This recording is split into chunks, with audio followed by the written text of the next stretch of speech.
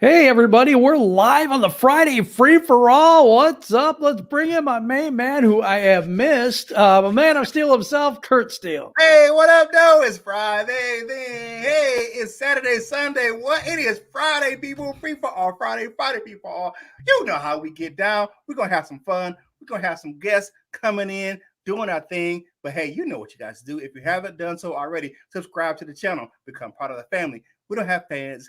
We don't have viewers. We have family. And it's all love right here on Detroit Lions on the Prowl. Jim, what we got coming in first? First, we got coming in Val, the outside perspective, my wife, the Bears fan. What's up? And the queen of the Prowl. Hey, what's up, everyone? Don't get too excited now, Curt. We don't want you throwing that bag out again. No, I'm good. It's all good, baby. Hey, I'm happy to be back. All right, next up, we've got Smoking Jeremy, and we're going to have more people today, but what's up, man? Oh, not much. It's another great Friday. Happy to be a part of this. Thank you for the invite. Don't forget about my Facebook page, Motor City Kneecap Biters. Yep. Yeah, that's a good page. I'm all for it. Jeremy's future so bright he has to wear shades. So, Right. And last but not least, for now, because I know we have more people coming in, Luke G for Luke G's Field Review. What's up, man? Hey, salute. Happy to see Curt back. When I heard that Lex Luthor showed up with Kryptonite to take the Man of Steel down, Hey. I knew something was going on. Hey, man. Right. Got that out of that back, man. Shout out to the chat. What's up, Harponzo Snatch? John Kapler, who is definitely a member of the channel. Big West Kevin in, John Robertson, and Motor City Podcast. Salute to you guys in the chat. What up, doe? You know what I'm saying? Man. Let's get things started, my man. What's going on with the first question, Jim? Got that first question for you. Let's put that banner up right now. So, Anthony Lynn turned down the Seattle Seahawks and changed his plan for to have a year off to come to Detroit because he said they're building something special. You know what? What does that say about Dan Campbell? Because he also did that with another guy, Deuce Staley. So, what does that tell you about Dan Campbell and maybe his vision for this team? I'm going to go to Jeremy first. It tells me that Dan Campbell knew he needed great assistance. He had an idea of who and what type of scheme he wanted around him. And he pursued these players, telling him his vision that he wants to make Detroit a contender again. He's tired of us being bottom feeders. I mean, look at his comment about when we drafted Tavai. He said, I may or may not have broke my tablet or laptop screen. Yeah, it's true. What do you got, Curt? It just shows his cachet and influence around the league. To me, I really don't give a crap what the national media says, but if you look at what they say and then what the people around him believe, they believe in Dan Campbell. You know what I'm saying? So you got Sheila Ford Hemp, and you have these coaches that are coming from other positions and could have been candidates for head coaching jobs or coordinators, and took the time to come to Detroit because they thought he was building something special. So for me, it says that he has a good bit of influence, not only in Detroit, but around the NFL. Yeah, true. Good morning, Brian Stover and Detroit fan man. What's up, guys? All right, let's go to Val. What do you think about this? Well, I've kind of been referring to Dan Campbell this entire time as another version of Mike Ditka. And I believe that he's going to be able to have that kind of a caliber influence in Detroit as the same as what Ditka did in the Bears. I mean, the Bears treated Ditka as a god for a while until he messed up. But yeah, I for the caliber of people to just drop everything and follow him tells you a lot about the man. Yeah, I totally agree with that. What's up, the Dern? What up, Mike Gibbs? That one's for you, Curt. Hope Curt is feeling better. I'm feeling a lot better. Thanks, Dern. Appreciate it. But yeah, and I got to go to Luke G. I don't want to go to you last all the time, bro. But you know, what do you think, man? Listen, I mean, I think it was rumored that he passed up the Seattle Seahawks to come to Detroit. But we're going to say, for the purpose of this topic, we're going to just say it's true. And what that really tells me about Dan Campbell is one, he's a better motivator than you could have ever imagined. I mean, he might be on cult level motivator to get coaches to leave places and come here and join him. But the biggest thing is it tells me that what he showed them in terms of why they should come here and why they should take this opportunity to be here is the same thing that I think that any good or decent coach will sell to a coach to get him to come here, which is you can go anywhere else and win, but if you do it here is going to be different. You can go all the way over to the Seattle Seahawks and you can do everything there and everything work out. And I have no doubt you'll be successful in Seattle, but do it here and you will be in the most infamous group of people ever.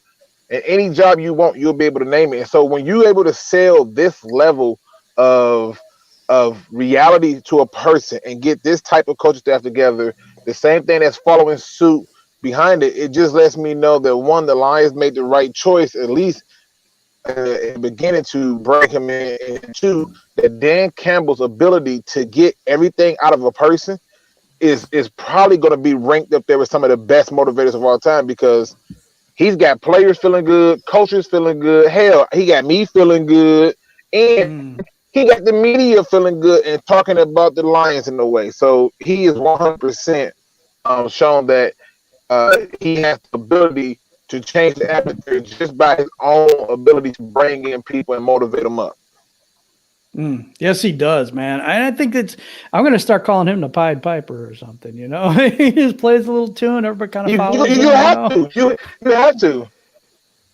Because it's amazing. Like I wonder what those sound like. What those conversations are like with his people. Because like I said, I knew when he did that press conference, that wasn't just a press conference. That was his call to the league. He was trying to let people know, come here to have fun, but to make sure that when you come here to have fun, you come here to go to work and put in work to be able to beat the brakes off of people. So, I believe it was Malcolm who said by any means necessary.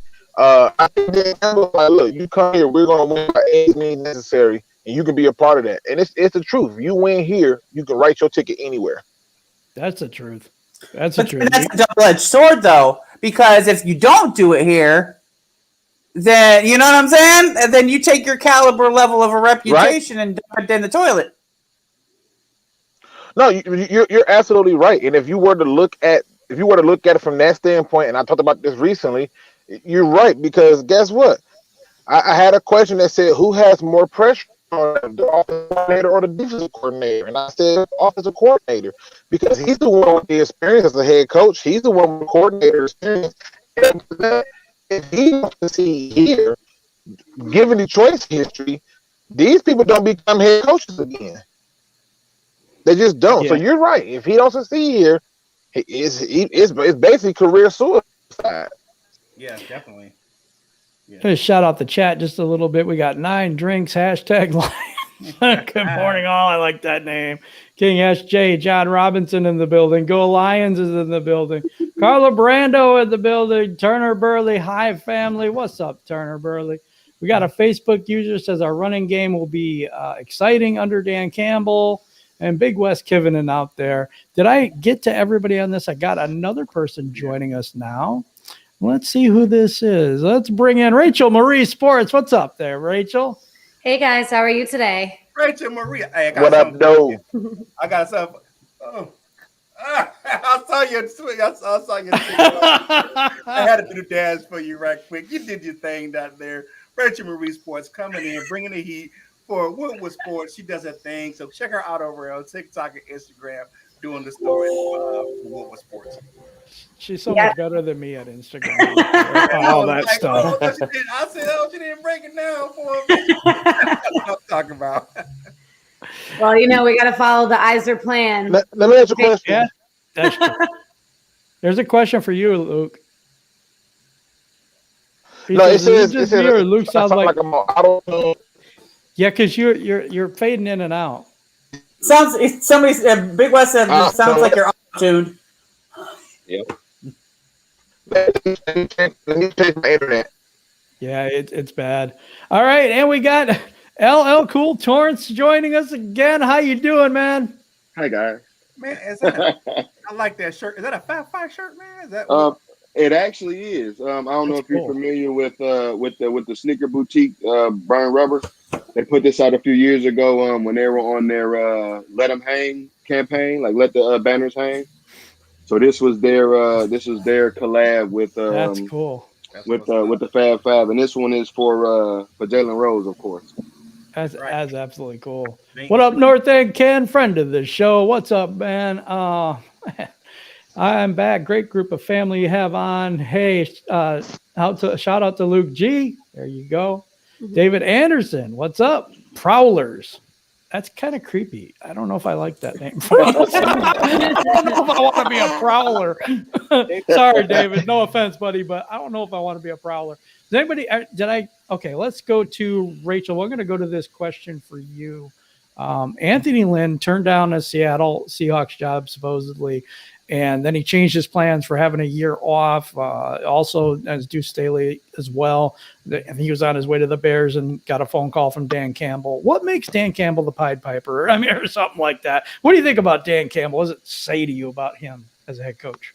I mean, it says a lot. I think it says everything that you need to know about how other esteemed colleagues feel about him, and therefore how players are likely to feel about him, probably how the front office feels about him. He clearly communicated to these guys that they're going to create history and they all want to be a part of it. And that's the type of guy I would want to be playing for too. Absolutely. Curt, Big West Kevin and said, you're back and looking frisky. How do you look frisky, dude? I don't know. Frisky, man. You know what I'm saying? I'm pumped up, man. I'm motivated, man. I love Fridays, man. Like my man Mufasa says, it's Friday, then hey, it's Saturday, Sunday. What? You got to get motivated and have fun on a Friday, baby. Yes, you do. Curt bringing the energy today. LL Cool Torrance, you want to weigh in on this question? Sure. I don't really know what it says, but it says positive things, I would say. They want to be a part of whatever it is he's building here. And me personally, as a fan of it, I love it. I love it. Maybe he's not such the meathead as we've been told. Or maybe people just like meathead. People did like All in the Family. It could be. I don't know, but I think he's got something. I think he has a vision. This is what I think. I think he's got a vision and he's able to communicate that vision to other people, and he knows exactly what part they're going to play in that vision. So instead of, hey, come here, whatever, and do this, whatever, he has an exact plan. And I think it shows his intelligence. Everybody else is saying, oh, he's a meathead. He just protein bars, protein shakes, and lifted weights. Is Dan Campbell, all this stuff. And I think it's more than that. I think he's a really intelligent dude, and I hope the league continues to underestimate him. Yeah, I really do. I'm a little sad right now because where the hell is Dosa Dion? Because I'm so used to him shaking his head and me just watching how many times. I don't know. I sent him the invite. I don't know. Maybe he's sleeping in today. I mean, he's not here because he would have shook his head 800 times by now. So yep. One of y'all got to shake your head every time a good point comes. This needs to happen. Okay, we got to get the head thing going. Michael Hopkins, hello to everyone. I'm late to the party. Daniel Blackburn, he's a leader of men. I agree with that. Yeah, we got to get a dose of Dion bobblehead to put on. Not here. And walking down if he's not on the show. Hey, shout out to everyone, man. Shout out to the chat. He's such a good kid, though. He is, man. Hey, don't forget to check us out on DetroitLionsOnTheProwl.com. Go over and check out our TikTok page and our YouTube Shorts channel. We're bringing you some bites of information in 60 seconds or less. What we got next, Tim? Maniac Report. That's Tim, former co-host here at Lions on the Prowl. Says, hey guys. Tim, hey, what's up, dude? On, Tim? All right. Uncle Timmy's in the building. In the building. All right. Execs from around the league think that a 6th-round pick will get wide receiver Keneal, I can't say his name, Harry from the New England Patriots. Would you spend a 6th-round pick on him? I'll start with Curt. That's not too big of a spend. So I'll take a flyer on him for a 6th-round pick. I mean, the guy has some talent. They didn't know how to really use him in New England. New England's not really been big on getting big name wide receivers, really, except for Randy Moss. You know, all those guys really are undrafted free agents or they've been pan out other places. So why not? I mean, you know, it's a flyer. 6th round pick is a flyer. You know what I'm saying? That's like, you know, you getting him on a bargain basement deal. The guy was a 1st round pick. The only thing is that he was, you know, was that one man's trash is another man's treasure. He has been slated to be the worst 1st round draft pick for Bill Belichick in his era. That's what he's billed as. So, but people thrive in other places. We've seen that plenty of times in Detroit, where people go other places and play out of their mind and win Super Bowls and do other things and carrying on. So, why not? Yeah. Okay. You know what? A 6th round pick for him. Would you give up a 6 for him, Luke? I had to take a breath. As Curt was talking, I just found myself going into the sunken place, getting more and more upset. Hell no, we should not give up a 6th round pick for this guy.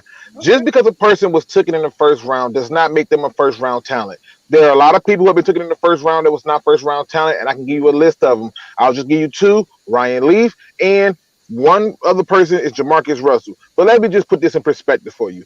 Let's go and look at the facts right here. This man has got 45 passes caught out of 81 for 414 yards and 4 touchdowns.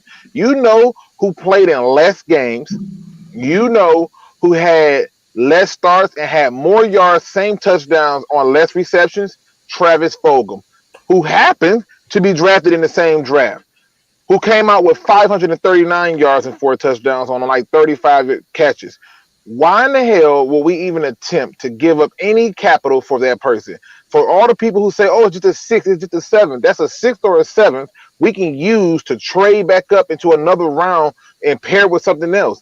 But for us to just give up 6th round picks, because we don't have a problem doing this. We did it with Everson Griffin, and everybody thought I lost my mind for saying it was ridiculous. No, you cannot give up any capital. Now, if he gets cut, he's a free agent, and people want to take a flyer on him, by all means. But to trade any assets, let alone a 6, for a guy who was taken in the 1st round, has less yards than the guy we drafted in, the 6th or 5th round in itself, don't make sense. And to give you a little bit more content in terms of the reality of it is Damian Ratley is only a couple yards off in touchdowns from where this man is. Oh, by the way, when I gave you Travis Fulgham's numbers, yeah, that was from 1 season. The numbers I gave you for N'Keal Harry were for 2.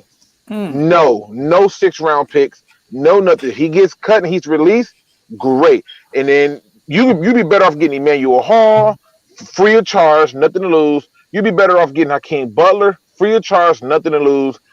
If you're going to do the experiment game, let Chad Henson play, because he's not taking nobody's spot. N'Keal Harry ain't unseating nobody. So no. Yeah, I agree with you. I do. And I think we already have those wide receivers. I think we have Quintez Cephas, and I also think we have Amon-Ra St. Brown. I think we have the same type of receiver already. And I don't see how he enhances our wide receiver group. I just don't. That's just me, though. Maybe somebody else has something different. Cool, Torrance, what do you see in this? Would you give up a 6th round for the guy? About 5 minutes ago, I would have had, but no. Luke has some. My story, man. I said no. You can't fuck me out about. No, I'm not changing. I'm not changing. I just want to give Luke credit for he had some good numbers there and some things I didn't really know. I personally, I would, just because I'm not real confident of who we have here. I don't really see the 6 being that big of a price to pay for him. You know what I'm saying? Like if it turns out to actually play well here, a 6th round is you know what I'm saying, we'd be thank God we only gave up a 6th round for him. You know what I'm saying? And I do understand though, if he gets cut, you know, whatever, then maybe try to sign him. I would like that even more. But yeah, you know, why let somebody else maybe, you know, if he gets cut, he can go wherever he wants to go. And he's not gonna want to come here, and then he might go somewhere and actually play well. So, you know, to give credit to Luke, those were some good numbers. But no, I probably will give up the 6 for him. I just look at it and I ask the simple question of, what does he do better than what we already have on his team? Mhm. Is he going to give you more separation? Nope. Numbers say he won't.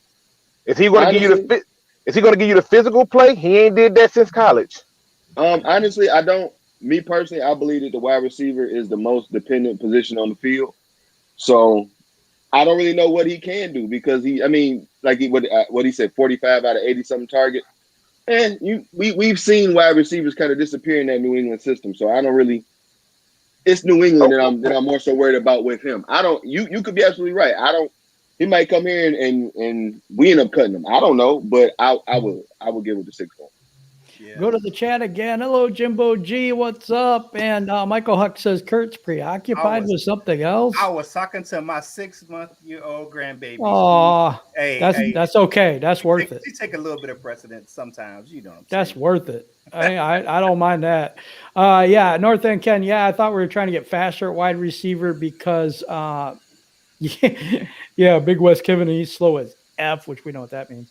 Yeah, I think so too. He's a 50-50 ball guy, and we already have that type of thing here. So I'm not really sold on that. Rachel Marie, do you think that is something you would do or no? I think we already have the competition in the wide receiver room. I think you got a lot of guys gunning for these spots. For me, I'm with Luke on that draft capital. I just think, I understand, yeah, it's only a 6th, but then again, sometimes you are picking up guys that can contribute more in those later rounds. I mean, we've seen it. Not all our star wide receivers have been in the 1st or 2nd round. So for me, I think the draft capital takes precedent here, although I will play devil's advocate just a little bit. He feels like he hasn't been given the opportunity to have the success in New England. And I do agree that for wide receivers, opportunity is everything. I mean, if you don't get the shot, then how can you really show the world what you've got? But you have to think about it too. Outside of last season, and he was taken in the same draft, you said it's Travis Fulgham. So, if he was out there with Brady and Brady didn't like him as his target, then is that the kind of guy that we want to bring over here? I mean, Brady's good at spreading the ball out and hitting those open receivers. I mean, kind of put a little faith in his judgment. If he wasn't throwing it to him when he was out there, then, I don't know. Plus, you want separation for Jared Goff, so I just don't see it being something that I think is reasonable and worth any sort of draft capital. But that's just where I stand. And I like it. I like that statement. I say this here. Turner Burley's a friend of the show. He says his numbers don't reflect his ability, not being targeted. More is why he wants to be traded. I Really? got a question. Sure. Hello, Coach Torrance, what you got? But before Luke answer that, and I want you to answer that. But you say he's projected to be, or somebody said he's the worst. He's projected to be the worst. The worst of his first rounders. Even I don't know this. I don't know his numbers, but just name even worse than Chad Jackson. Was that his name, Chad Jackson? Chad Jackson. He was like a wide receiver. Yeah, the wide receiver we just signed, and I don't know like much about him either. But I think if they're comparable, you know what I mean? No. Chad Jackson, and maybe because I think he was the first round pick, or maybe they took him early in the 2nd or something like that. The Patriots took him. He was out of Florida or something. He wore 17 in New England, and he never he kind of looking like the same. You know what I'm saying? Like nope, like he was looking at like a bust or something like that. I just didn't see his numbers. So maybe Chad Jackson had better numbers than N'Keal Harry. And this is just speculation from national media about N'Keal Harry. Especially given the upside he was supposed to have coming out of college, and he was supposed to be the next weapon for Tom Brady.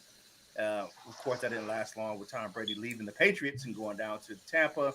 But and it's not like Cam Newton was lighting up the league throwing the ball last year. So, I mean, it could be a combination of things. It could be he didn't get, his opportunity to shine on the field, but or it could be he's just having a down year, or he could be not worth it. So this could be a combination of all three, or it could be one of the others. I mean, to me, I'll still stick with my thing.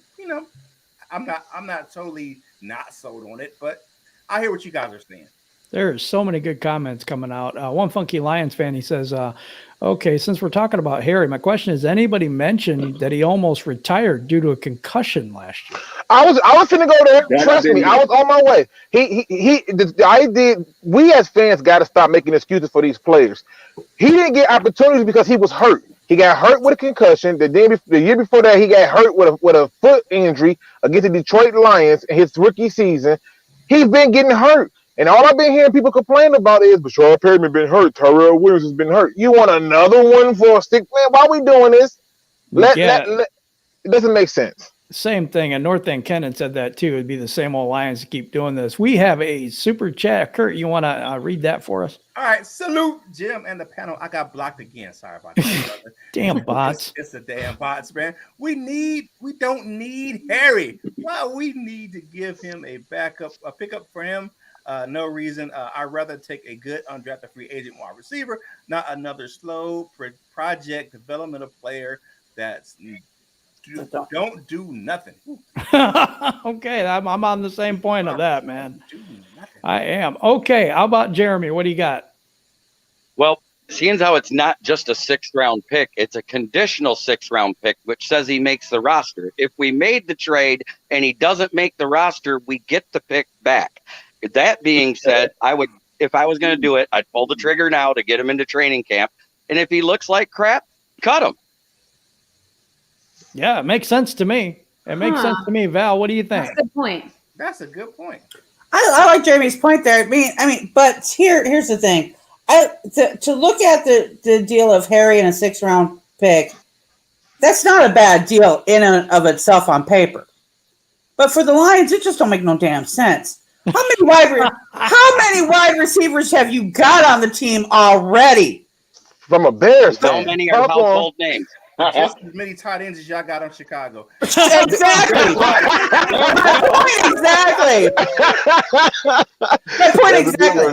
point exactly. So if you've got like 13 whatever wide receivers on your team, and you're going out there trying to look for some dude with a draft pick, what does that say about what you got already? If they are that bad that you have to wait, let me finish this out. If they're that bad that you are looking for someone else with a draft pick, why don't you just trade all those mothers for him and save your draft pick? You know what? You got a point, man. You know what you do? Call Pace and A Bears fan. tell Pace the same damn thing. How about that? Okay. We all have. Trust us. We all have. Pride 74 says concussion was not good for Javid Best. That's a very good comment. Man, I heard that guy. That Matthew Ferguson, Kurt for the win. Yes, it is. Oh wow, we got so many good comments going on, man. Yeah. I just think that even with what Vale brought up, that was more logical than giving up any type of capital for a player who's not going to unseat somebody. And then I think it was Jeremy that said, how many of them have a notable name? It don't matter. Receivers make themselves names every year. People forget that Stephon Diggs wasn't no household name. He was a fifth or 6th round draft pick. Antonio Brown wasn't no household name, a 5th or 6th round draft pick. You go down to people like Chris Godwin. I believe he was a 4th round draft pick, or 3rd or 4th round draft pick. These people make themselves names. It's not always just about the name, because if you go to 1991, it wasn't all those notable names. We drafted Willie Green. We also had Herman Moore. And the guy that stood out was Perryman, a guy who was a 1st round pick who had been on 2 other teams prior to coming here. It's not about the name. It's about saying to yourself, like Vale pointed out, if these other receivers can't get it done, do the same thing. Just trade a receiver for a receiver. Obviously, they can't get it done. But that made more sense than getting rid of draft capital. Yeah. Rachel's cats agrees. That wasn't mine this time. North End Kennan said a while ago it's a collective thumbs down on Neil. Dominic Davis says decent receivers get cut all the time, like Travis Fulgham. Why are you so shy, Val? I don't know what that means. She's not on camera. Camera on. Oh, okay. Yeah, Kiss Jim with that mouth. Isn't that a little personal, dude? Rod Smith, enough said. I like that comment there. All right. So who do I got next? Everybody got this one or no? Or Yeah, I think I think everybody we all got it.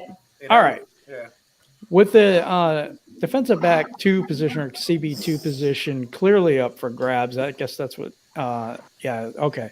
What are the other camp battles that you like? Give me a camp battle that you're looking forward to when training camp starts. All right. I'm going to go to Curt first. Definitely with the position we just talked about, the wide receiver position. Who is going to come out of there and make themselves known? I think I have really I'm looking at Amon-Ra St. Brown and somebody else. I think he's going to make a name for himself. I'm not saying he's going to be the wide receiver 1, but I think he's going to solidify himself as a starter in a slot. I don't think we have another starter right now that's really put himself out there in camp. We talk about Tyrell Williams, maybe not. Perryman, maybe not. Cephas, it's just up. The wide receiver position is really up for grabs for X and the wide receiver out there. Yeah, that makes sense to me. I mean, mine is interesting because mine is going to be an offensive line issue, and I'm looking at Terrell Crosby versus Big V. That's a good one. And I'm wondering if Terrell Crosby can beat out Big V for that starting right guard position. So that's mine. Let's see. Let's go to Luke. What do you got, man? My camp battle is I mean, it's somewhat of a cop out, but I think it's one that needs to still be talked about.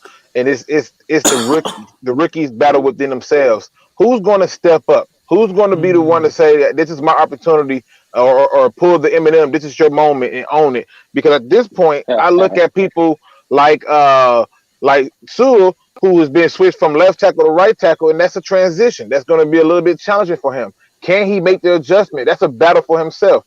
You look at people like Amon-Ra St. Brown, who people overlooked and took all these other receivers ahead of him, but we believe in him, and I know I certainly do. And so is he going to be able to get into his bag and do some things differently? And then you go down the list to basically all of the rookies minus Jamar Jefferson. But those individual battles within each one of those people are what I'm going to be looking at the most. Who is just miles ahead of everyone else and said, you know what, I can do this. I'm better than them, and I'm going to show them. Yeah, I agree with that. North End Ken must be running back 2. I thought Jamal Williams would be running back 2. That's just my opinion. I don't know. Jimbo G, I watched different games on him. Tom Brady was pissed and frustrated with him. I would go get Golden Tate. Golden Tate said he didn't want to come back. I'm pretty sure. No. He said he had a certain list of teams that he wanted to play for.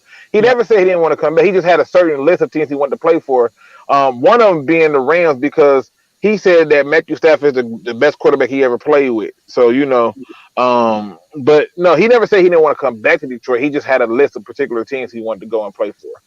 Yeah, that makes sense. All right, let's go to Rachel. Rachel, what do you think is the camp battle you're most looking forward to watching? So mine is like an interesting take on this question, but I'm just most interested to see returning players versus themselves. Like, you just played under Matt Patricia. It was awful. Everything just seemed to be chaos all the time. How do you rebound? How do you come out and show the world it was his scheme? It's not me. I wasn't not doing what I was supposed to do. I want to see these players come out and show us them versus themselves. I'm going to be better this year. I'm going to rise above everything that was the previous years in this past regime. And I'm going to show up to practice and show you why I'm here and why I'm here to stay, why I'm here to play. Okay. That's a good one. No, that's a really good take. Jeremy, what you got on this? What is your camp battle that you're looking forward to the most? The one that needs the most help. We need somebody to show up and actually be there, and that's at safety.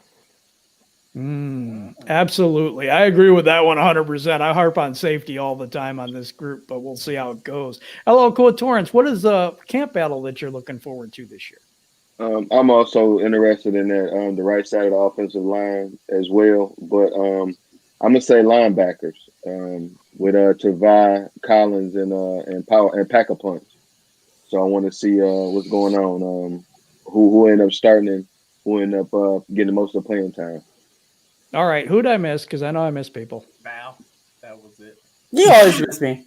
I always do that. That's a comment me. We were talking earlier in this, and she's like, "I don't care." Yeah,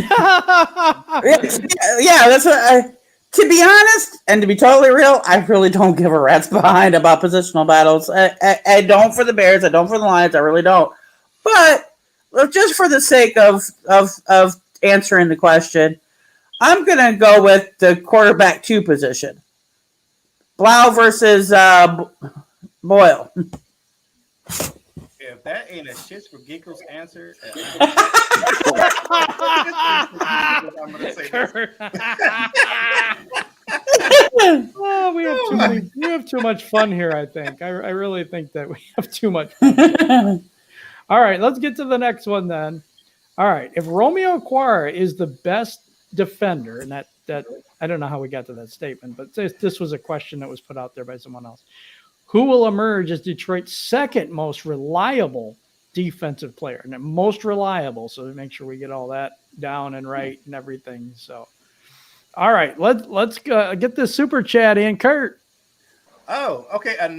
This is Dominic Davis. What up, man? Okay, another great camp battle to see is our coaching staff in the weight room.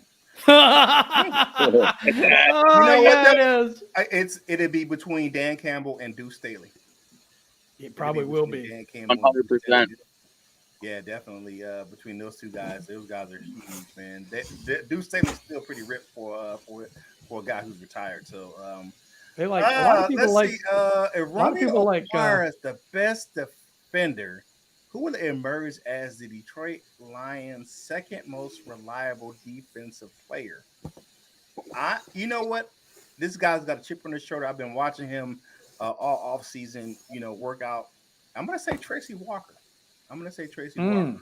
Tracy Walker. If you watched his Instagram stories and you look at the way that the coaching staff is talking about Tracy Walker and it's talking about his film study and what he's putting out, I think he's poised to have a really big season for the Detroit Lions. It's a contract year for him too, so I agree with that. North End Ken thinks it's Flowers. Sage Roberts said Sage Roberts was funny earlier. He said Sage Surratt as a wide receiver. He says I have no bias. His first name is Sage. All right, Rachel, who do you think steps up on the defense and is a second most reliable person on the defense? So I am going to agree with a couple people in the chat. I do think it's going to be Trey Flowers, and not just because after this season, it's much more feasible to cut him. But because if you think about it, Flowers was the most familiar with Patricia. I mean, with him in New England, with him in Detroit, and he is about to know what it feels like to be free.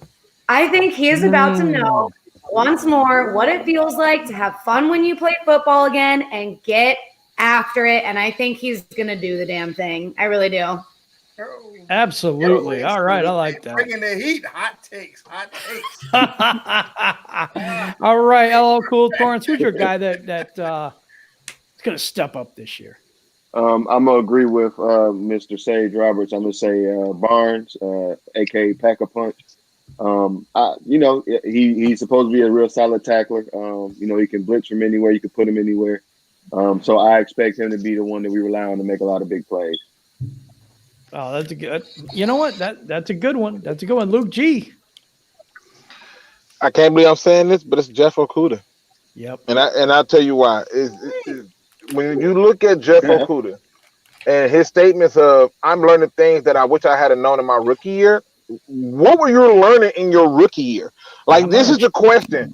So to me, to add in the ability to have fun, to now add in the ability to put in players who can win one-on-one battles on the D line, to have linebackers that can blitz, I suspect that our secondary has a much improved play, and I think Okudah is going to be the benefactor of that, because I think when it's times when we're blitzing and people are quickly throwing the ball fast, he'll have the opportunity to jump some passes. So I'm going Jeff Okudah. Jeff Okuda. All right. Who haven't I gotten to on this? Jeremy. Jeremy, go ahead. All right. Well, if you go by last year, it should be Jamie Collins again because he was our second most reliable last year. But I'm going to agree with Jeff Okuda. Because of the improved D-line play and a better scheme, he is going to benefit the most out of this. Yeah, I got to agree with that one too. Mine was Jeff Okuda as well. Mr. Tim Hortons himself. Val, you didn't go on this one either, did you? Yeah. No, I didn't. Well, when I first saw the question, I thought it was a trick question because I'm like, who on the defense is reliable? But I do like Luke's answer. I think Okuda has got to be the one to be in that position. But if I'm going to put my faith in anybody, I'm going to go with Melon Fanwu. Ooh, iffy. You know she likes iffy. You know she likes. Listen. I'm worried. I'm really starting to worry for you, Jim. The love that she has for Iffy is just not healthy, Jim. If you need a private investigator, Jim, I got you. I'm starting to worry. No, she just wanted him for the Bears really, really bad, and then we got him, so it's like her favorite player on our team now. I mean, you asked her like, "Hey, who's going to be the quarterback for the Lions?" Iffy. That's right. Starting to wonder. It's starting to wonder. I get you though. I have a question for Val though, because she asked the question about who's the most reliable on the defense, right?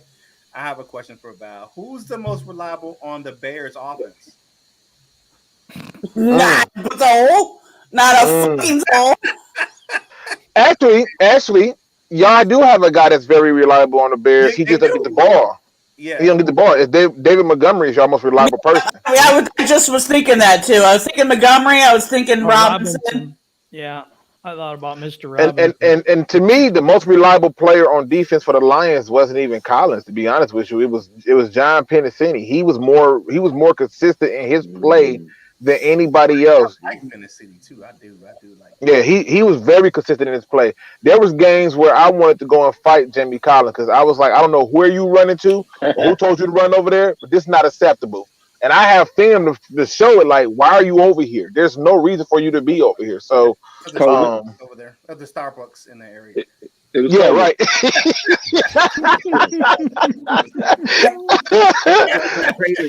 Oh wow! Smitty, reliable and Bears in the same sentence. Yes, you can. It's reliable that the Bears will never do anything. Wow, they are pretty reliable that way. From a Bears fan.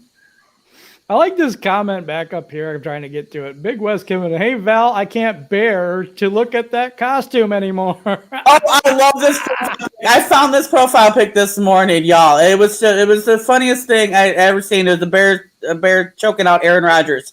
So I mean, I asked Jim if we could get that statue in our for us. Anybody choking out Aaron Rodgers is they're good with me. All right, North End King with the super chat. As we go down the list, the Lions have a lot of talent already. Definitely not a 32nd ranked defense without Fat Pat. Fatty Patty. Pat, I like that. You know what I'm saying? Fatty Patty, you know what I'm saying? Oh, Bikini God. Bottom, you know what I'm saying? You know, Fatty Patty, you know what I'm saying? Doing it down like SpongeBob. You know what I'm saying? How we getting down. Oh, right. The next question. Will Penei Sewell make the Pro Bowl in his rookie season? I'm going to ask Jim this question first. Jim, you up first on this one. Yep. Yeah, I think he will. I do. I think his transition over to right tackle is not as big as everybody thinks it is. He played right tackle in high school. He's played the position before. It is flipping everything from right to left or left to right, but I still think he's going to be able to manage it. It's just getting all the calls down, getting the offense down. I think he's going to be okay with it though. I really do. And I think by the end of the year, he's really going to be coming on. Okay. All right, Jim needs a Lions costume. I know. That's why We're gonna get him a onesie with the Lions ears. Thanks. Man. I ain't wearing that. Val, I'm asking you this question next here because you usually go last. So you think Penei Sewell will make the Pro Bowl in his rookie year? He's got a great opportunity to do so. I believe he can. Okay. I don't know if he will or he won't, but I would put my faith in it. Yeah, I think it's before we go on. I think it's possible as well. You look at the way that the veteran offensive linemen talk about Penei Sewell and the way he carries himself. He's all about business all the time, and I think he's going to put himself in the best position to succeed. I don't think he relies on other people to put him in a position to be to succeed. He puts himself in position to succeed. So I think that's going to help him out going forward. I think he what do you call that? That's the Dr. Seuss book. I just saw that. I thought that was really funny. But I just think that he'll take his opportunities to make himself better. Rachel Marie, what you got? I think he's going to make it, but I think it's going to be, I think we're going to think he's not going to make it. Like, I think he's going to have a slow start where we're like, oh, maybe the transition was hard. And he's just going to slam it home towards I think that end stretch when he's comfortable and he's been out there playing, he's going to look Pro Bowl ready and people are going to pay attention and take notice. And they're going to be like, oh, you know what? I wouldn't have thought it at the beginning of the season, but hell yeah, that rookie is the, you know what? Okay, cool. All right. My man, LL Cool Torrance with the Jinx shirt on.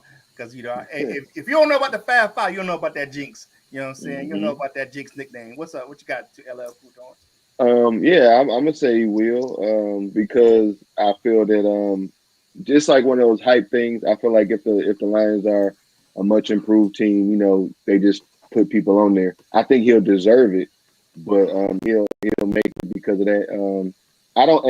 It's much easier for me to talk about the transition from here in my dining room, but from what it seems like he played more like a right tackle. Like he doesn't, like left tackles usually aren't maulers. They're usually like the better pass protectors. Not saying he wasn't a good pass protector, but most of his highlights is him running people over. Tossing them out the club, as they say. So I think he'll look good. I think we'll have with all the expectations that we had, that the run game don't look good and all of that good stuff. Maybe they'll start talking about it a little bit more positive, and with him being the first round pick and him getting a lot of the hype, he'll definitely make it. Definitely. All right, another super chat. Jimbo G said Flowers are in fear of losing his job. He might get the best play out of him. Tavai will step up. Watch out. Jeff will kill it. Jeff Okuda, and Sewell will make the Pro Bowl. Thank you for that super chat, Jimbo G. We appreciate that, brother. Jeremy, what you got, brother? I believe he will make the Pro Bowl, and I think he will be correcting the mistakes that he makes in the preseason by the time we start the season. Okay. I like this one, and it's a good question. Would he be the youngest to make the Pro Bowl? He's only 20 years old. Would he be the youngest guy to make the Pro Bowl? I don't know. It's a good question. It really is. Nine Drinks #Lions. That was a good question. All right. Let me go on my research and see who the youngest is to do that.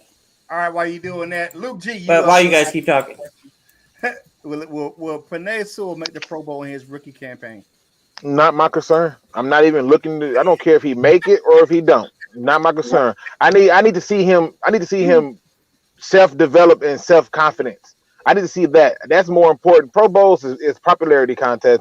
Most people get in there by it's like broken up to like media votes, fan votes. I mean, hell, I voted last year and I got to vote 5 times.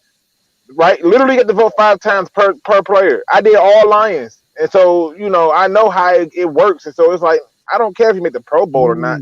He needs to build his confidence up. He needs to get that development up and get his stuff down pat. Because what we cannot have happen is him to step out there and go through the same thing that Jeff Okuda went through. Because what Jeff Okuda got to go through was day one, with that son through the wire, he went through the wire, a ball of fire, and in a firing squad.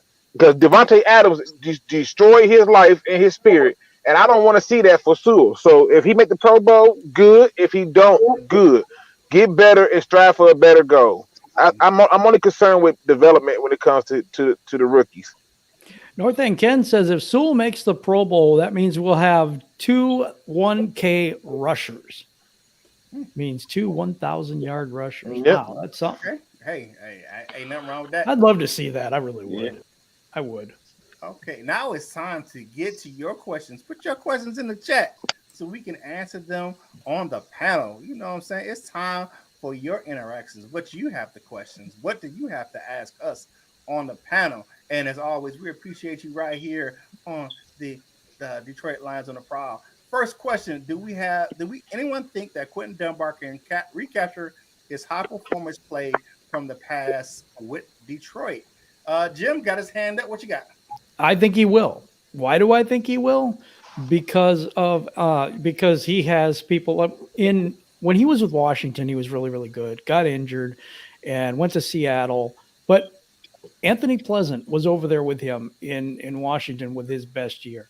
And now he's with Detroit. I think he's going to have a bounce back year in Detroit because of him. That's my personal opinion. Pleasant. Okay, cool. Anybody else? I'm gonna let somebody else take that one. Luke's like, no, that ain't mine. Sure. What was the question? I don't know. What did he'll return to? Do you think Quentin Dunbar can turn to his prominent play? Sure. With the Washington football team. Yeah. I will say I'm slightly unfamiliar because I believe it was on here. Somebody said at one point he was like the second best corner in the league. Yep. I don't remember that, but I mean I'm just unfamiliar. I don't remember it, but sure. And I didn't know the Aubrey Pleasant link, so yeah. And then I personally think that maybe not this year, maybe whenever, but I think our secondary especially is going to be special just because of Aaron Glenn. Okay, cool. All right. Next up, we have who do you think are currently the most and least talented projected defensive starters? I'm gonna go to the TikTok star right here on the panel, RachelMarieSports, with this one. I mean, most talented. You definitely have to have Romeo Aquara up there. I think you've got some guys that can match him or get close to his levels of production. I think we'll see some other players stepping up this coming season without the previous regime and all that craziness. Least talented. Ooh. I don't want to say this because it makes me feel bad because I don't even know if we know what he's really got, but Will Harris comes to mind. I just think as far as the other safeties in the room at this point, now I'm looking at him like Will Harris. I mean, he's further down the depth chart for me, but devil's advocate for him. I don't know if we really know what he's got. So, all right. What? No, Nick Williams. I mean, he played on the Bears and brought that same stink style of play over to us and gave us nothing. He got to be the least talented. Nick Williams can go. He can go.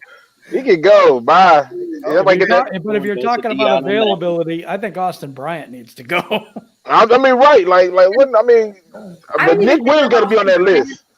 I don't even think Austin Bryant's going to be on the roster this year, so I left him off because he's not even there in my mind. I'm like, no, Rachel, he gone. No. Yep, I'll feel you on that one. All right, next question we have from the Facebook user: how many yards will the running game produce?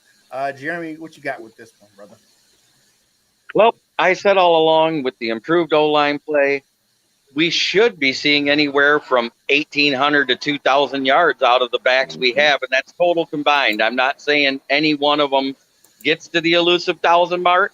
They could, but I'm thinking more like 800 for Swift, another 750 for Jamal Williams, and then 400 or 500 by whoever's playing the RB3. Okay. So that question came from Zachary Haraki. I just wanted to make sure because I went over there and checked on Facebook. Let's see. What's the next question here? Do you think Big V is going to improve this year? Well, he can't get much worse, so I would imagine. No, but he listen. I've made videos about this, and I've shown people. I literally got a whole Big V video where I've shown people. Look, him at guard is a much better player than him at right tackle. When he was playing right tackle for the Eagles, and why everybody was hyping him up about being a right tackle for the Eagles, was because the Eagles did a lot of the quick passing game. They all come up snapping, the ball was out. He had to block for long, but as a guard, and I showed footage of him as a guard in Detroit Lions uniform, he was much better. So yes, he will 100% bounce back and be a better asset as a guard. I think that's more And of he should be a healthy. suit.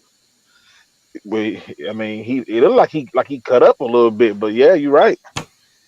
Okay, cool. You know who it is. Michael Huck, gold member of the Wall of Fame. Do you guys think any undrafted free agents will make the roster? If any, who do you think will make the roster as an undrafted free agent? Jim, what you got? Brock Wright, tight end. I think he might make it. Also, Sage Sherrod has a chance as well, but I think they're going to put him on the practice squad. Okay. Mr. LL Cool Torrance, who you got, man? I'm going Brock Wright. Brock Wright. Anybody else want to take this one? I got one. Okay, who you got? Matthew Wright, the undrafted free agent kicker we signed last year. I think he beats out. What's the other guy's name? Reggie Bullock, the guy Bullock. that can't kick a clutch field goal. Yes, I think he beats him. Yeah. Okay. So Ray Franklin is out, and the rookie's in. All right. I like how every week it's a kicker mention. Yeah. For real. It's It's every week. Lace All us right, out, guys, man. let's go to our final thoughts. And first up today, I'm going to go with Val because she hasn't been able to talk for the last 3 or 4 minutes. That's all right. Well, here we go again. It's another great free for all Friday. I just enjoyed talking with everyone and having so much fun. I know y'all just love me as a Bears fan. You know, it's all love here. It's all love, But it's going to be a fun season. So I'm looking forward to it. This goes by so fast, I swear. I'm going to give my final thoughts today. Just love talking about Lions and can't wait for training camp to start so that we have more to talk about, to be quite honest about it. Yes. But thank you to everyone in the chat. Thank you for showing up and showing out. Thank you for all your questions. I'm sorry if I couldn't get to you today. It kind of went really, really quick for me today, so I was trying. But I'm going to go next to Jeremy. What's your final thoughts for today? All I know is Fat Matt's not here. The defense should be tremendously better. I mean, you're talking anywhere from 7 to 10 spots better than last year. That's a tremendous improvement overall, just by scheme, let alone the talent level. We cut so much by subtraction. We should be better on defense. What? Jim sent Val a virus or muted her. I did not. I didn't do that. All right. Next, we go to LL Cool Torrance. What is your final thoughts for today, sir? Final thoughts, like always. Thank you. Thank you guys for having me on. What's up to everybody? Thank you guys for being on with me today. It was dang, I lost. I forgot what I was going to say. It was something about it was something along the lines with Jeremy. Matt Patricia being gone. That's what it was. Luke G has said about what happened with Okuda, and maybe he just, wasn't good enough, and he did get torched. But, he's hopefully healthy this year, and, that guy that none of us really likes is gone. So yes, he's gonna be better just because of that. Extension's gone. Better or was an addition by subtraction in a lot of cases. But happy Friday to everybody. Be safe. Have a great weekend, and go Lions. Now I'm going to go to the TikTok queen, RachelMarieSports. I never can talk. You see that?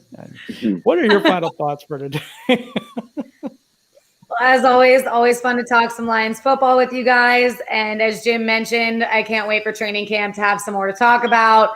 Because speaking of that, my Woodward Sports update for today is just going to be like a collection of the best of Woodward TikTok, because I'm running out of things. I'm just really running out of things to say and do. But that'll be released at 8:00 tonight. So if you guys are not following along with Woodward Sports on YouTube and all other forms of social media, they have all your local Detroit sports news and regular news too. So definitely follow along with them there. Follow along with me on Twitter at RachelMarieSports, because I've been sharing some of my old YouTube videos as well, and they're ridiculous. I'm like, what was I doing? But For real. It's all fun. It's always good to remember that football is fun. And as always, you guys want pride.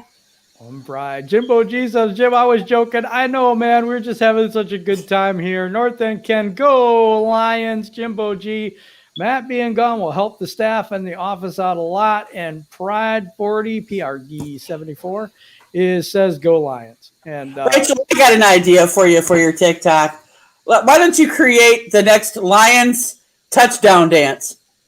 there you go. Okay. Yeah, see if we can get that going viral. I like it. All right, Luke, the brand new dance. Uh-oh. Sorry. Go ahead. Oh, yeah, the brand new dance. What's going to go viral this year? There you go. All right. Well, let's do it. All right, Luke G, your final thoughts for today. As always, I appreciate the invites for coming on and just spending time with y'all talking sports and saying things that people think is either crazy or controversial. But hey, this is just me. I am me. But I like to end shows on a positive note. Today's positive note comes straight from the internet. As the seasons change, so shall you. Now, this is very powerful. You just take a second to put it in perspective.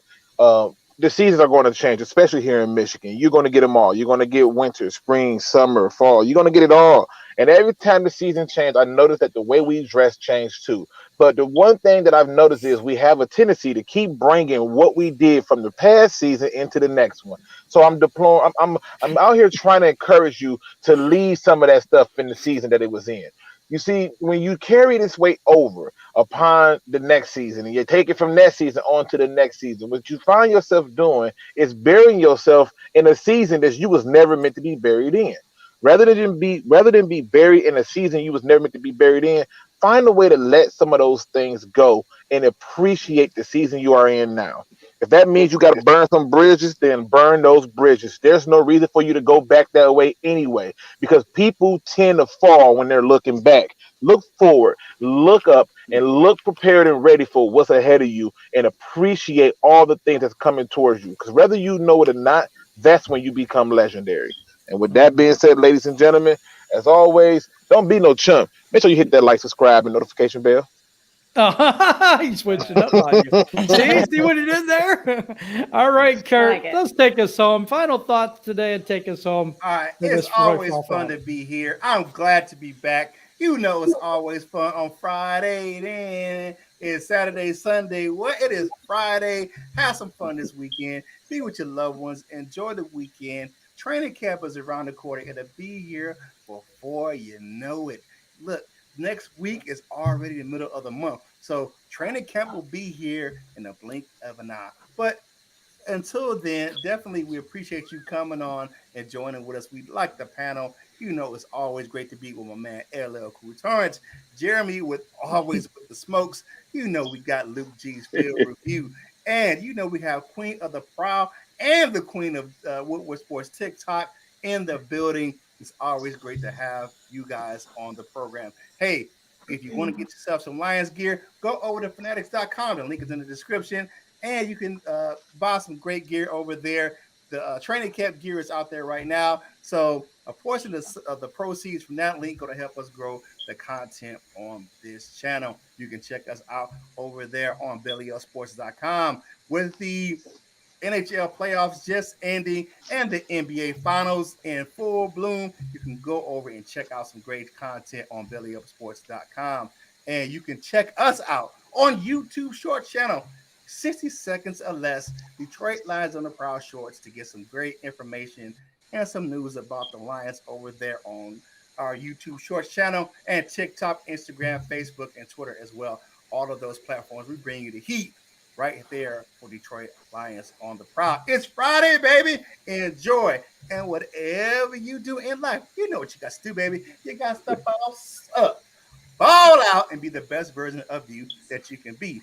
For the panel, this is Curt Steele, and we will holler at you real soon.